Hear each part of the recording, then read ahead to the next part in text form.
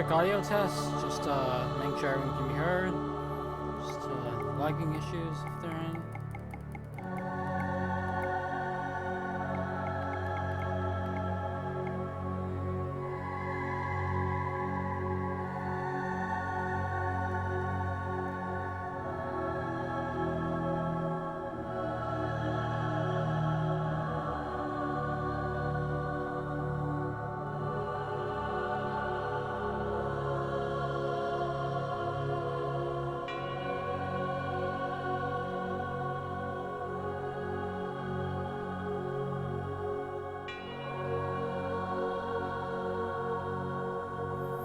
Okay, it appears I'm live.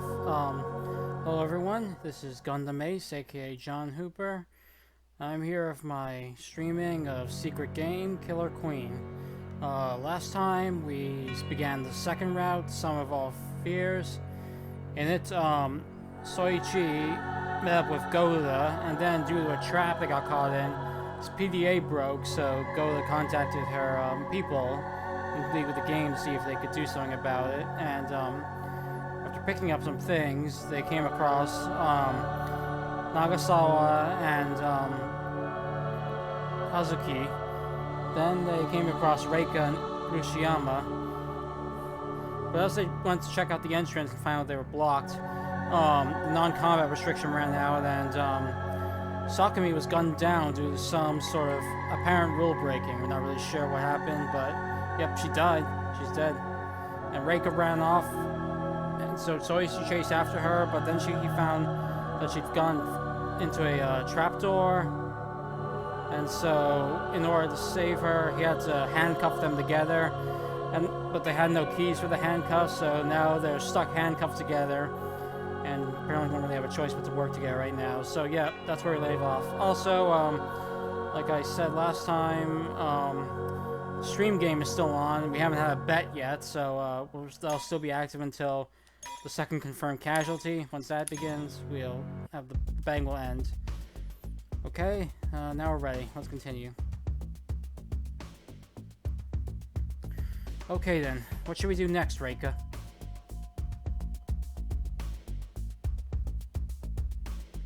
Soichi asked that question as he was returning his scattered belongings to his bag.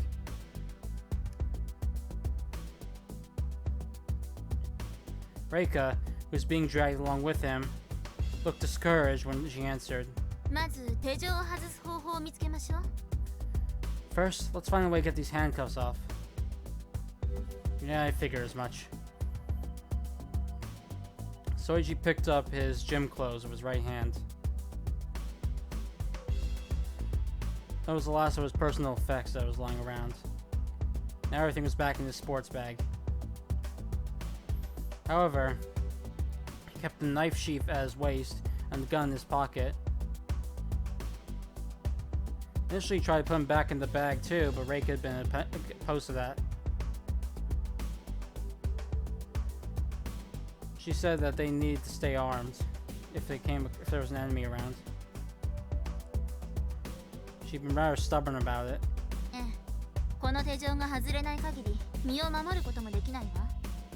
Yes.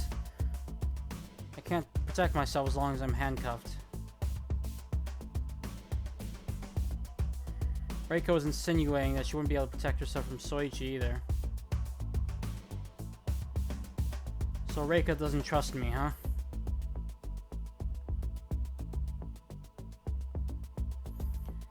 It was unfortunate, but Soichi couldn't blame her. Anyone would lose their cool after seeing that girl's ghastly demise.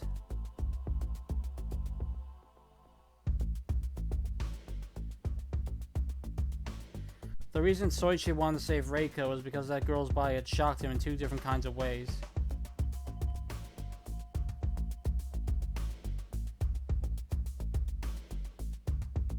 Had it not been for that, Soichi wasn't sure what he would have done. But it's fine. I saved Reika from the trap door. All I have to do now is help her out. With Soichi's PDA already broken, that was all he could do. For some reason that puzzled even himself, he wasn't afraid of dying. Good point. There might be more traps like the last one, so we'll be in trouble if we don't get these off. Even if he were to ignore the fact that Reika didn't trust him, Soichi could agree with her that staying handcuffed was not a good state to be stuck in.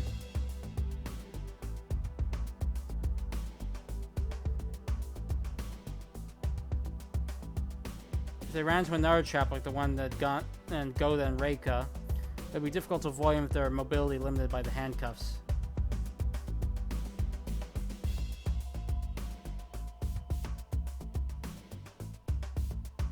What's more, there was an armed kidnapper clearly in the building. The guns Soichi found had attested to that. Were they to encounter an enemy with a weapon, it would like be shooting fish in a barrel. それと同時に PDA を集めておきたいわ。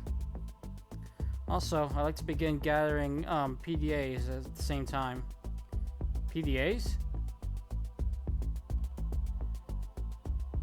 Soichi recalled the rules. There were 4 PDAs that required collecting other PDAs. The 2, 6, 8, and King. Meaning it was likely Reika's PDA was one of those. Okay, let's get as many as we can.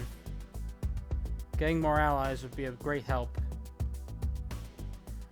Depending on the conditions, perhaps even let them borrow their PDAs.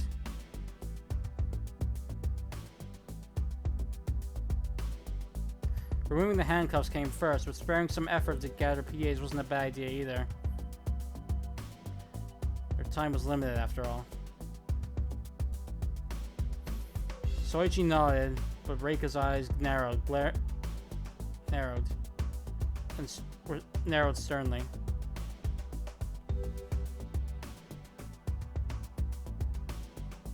She didn't spoke as though she were testing him. それでMitsurugi、お前の要求は？ Alright then, Mitsurugi. What is it that you want? Her eyes were sharp.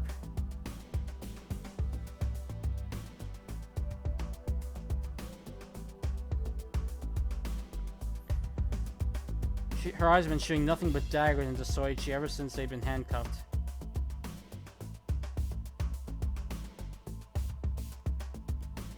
She didn't even blink, determined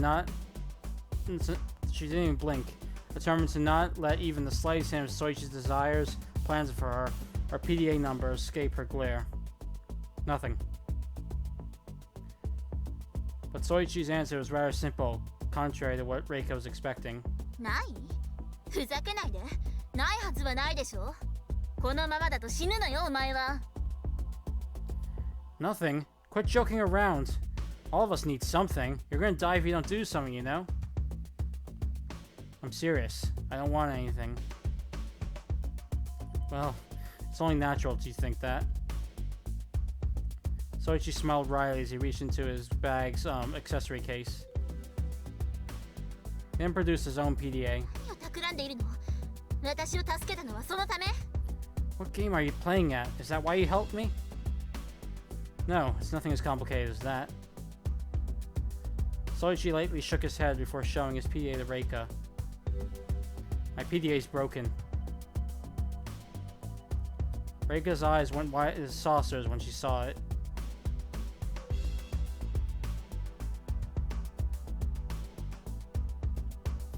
Giant cracks ran across the panel of Soichi's PDA, and the screen that should have been displaying the graphic of a playing card was totally blank.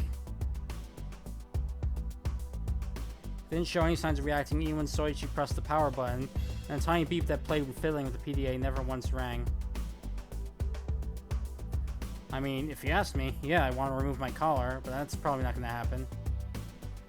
The collars were sturdy. Soichi had tried pulling it off several times, but hadn't budged even once. Perhaps even the handcuffs were made of a similar material. Furthermore, it was practically glued to his neck, so shooting it wasn't an option. It was possible he could break it that way, but there was no way he could escape without injury to his neck and head if he did that. Therefore, Soichi didn't think finding a convenient way to remove his collar would be so simple. Last but not least, now that he was handcuffed to Reika, there was no way he could meddle around with his collar without any real hint or clue.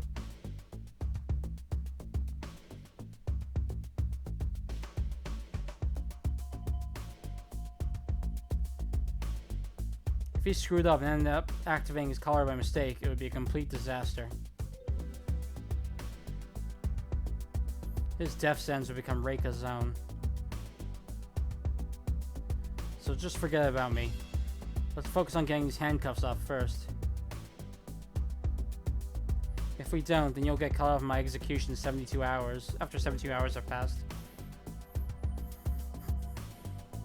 Seeing that girl die reminded Soichi that there were far more horrifying things than his own death. As such, ever since then, the idea of his own death hadn't seemed so terrifying.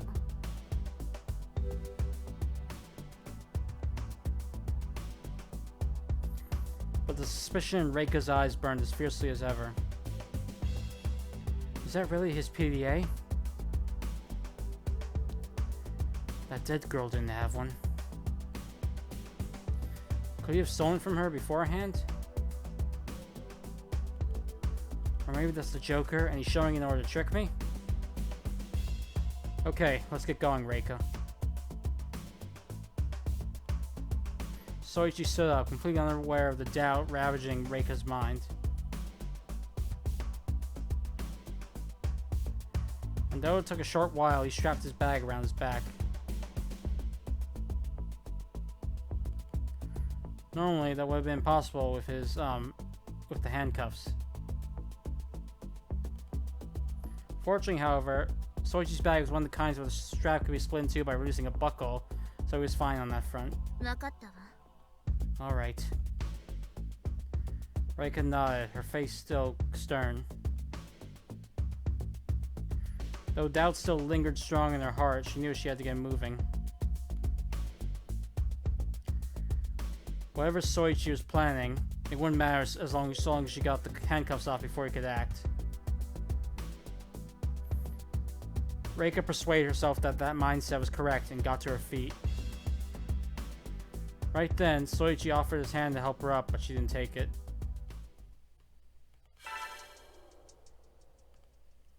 Hold on a second.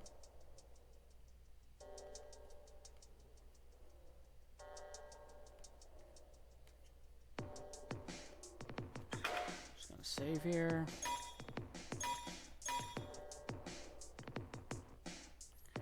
And we're good. Okay, here we go. They're gone? But why? They're supposed to be waiting right here. そういうものよ。誰だって自分の命は惜しいわ。さっきもそう言ったはずよ。 That's just how it is. Everyone treasures their own lives. Didn't I already tell you?